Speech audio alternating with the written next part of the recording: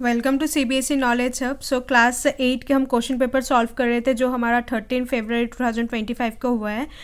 हम अभी section E करेंगे। सेक्शन ई जो है केस बेस और सोर्स बेस क्वेश्चन है। 14, 15, 16 ये सारे आपके सेक्शन ई के क्वेश्चन हैं। ठीक है, तो सेक्शन ई जो है जनरली इजी क्वेश्चन होते हैं इसमें, because case base source base होता है, ऑलरेडी आंसर गिवन होता है, बस आपको थोड़ा सा दिमाग लगा के सॉल्व करना होता है। सो देखो question number 14, Radhika daily routine is shown in the table given below. तो यहाँ पर राधिका का राधिका जो पूरे दिन में क्या क्या काम करते हैं, तो देखो स्कूल जो है वो 6 घंटे का आवर पर डे है ना, 6 घंटे के लिए वो स्कूल जाती है।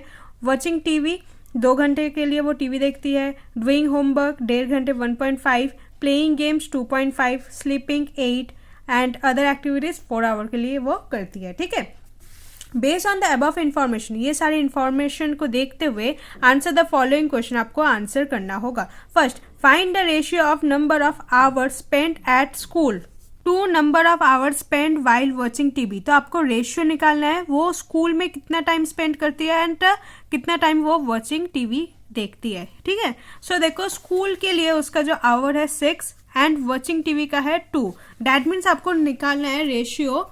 सो रेशियो किसका है आपका school, so school by watching TV.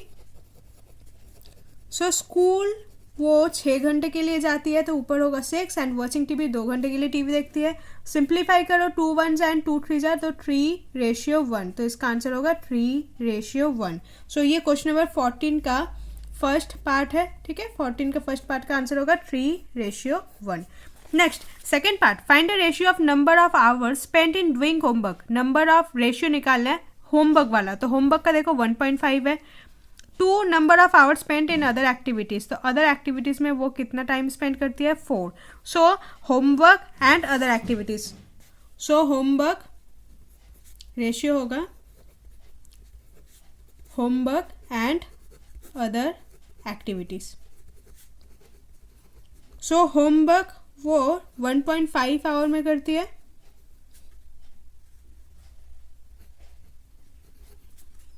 And other activities जो है वो 4 आवर है। अब देखो यहाँ पर पॉइंट है तो डेसिमल हट के ये नीचे एक 0 आ जाएगा। डैट मीन्स ये जो नंबर है आपका 15/40 हो गया, डेसिमल हटने के बाद 40 हो गया।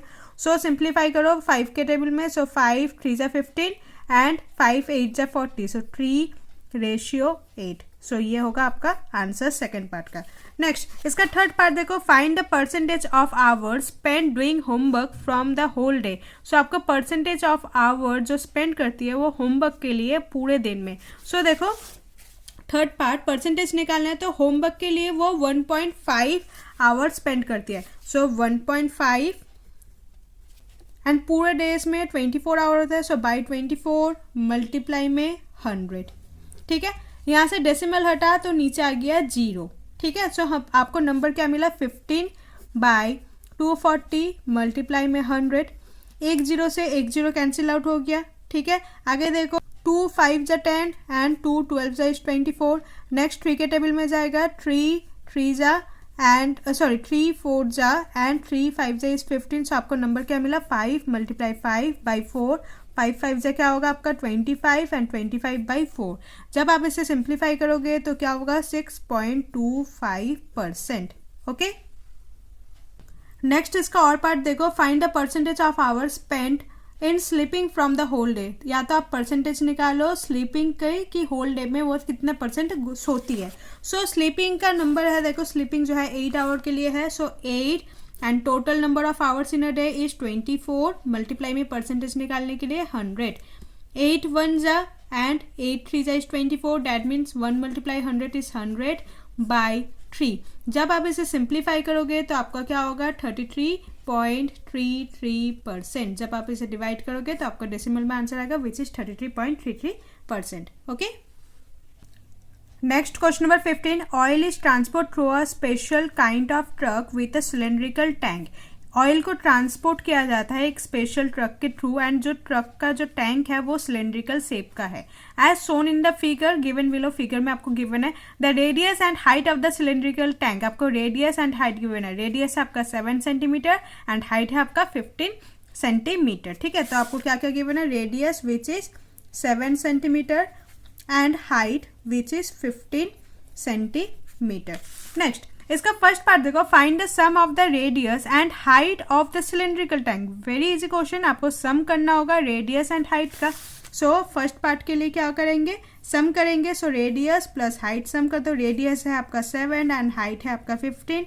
सो 7 + 15 क्या हो जाएगा आपका 22 सेंटीमीटर। ठीक है, नाउ इसका सेकेंड पार्ट करेंगे। सेकेंड पार्ट देखो, find the curve surface area of the cylindrical tank. आपको कर्व सरफेस एरिया निकालना है सिलेंड्रिकल टैंक का। So curve surface area of cylindrical tank, formula क्या होता है, curve surface area of cylindrical tank equal to 2πr/h। ठीक है, सो 2 पाई का वैल्यू पुट कर दो 22/7। रेडियस है आपका 7 एंड हाइट है आपका 15। 7 से 7 कैंसिल आउट हो गया। 2 × 22 44, 44 × 15 क्या होगा 660।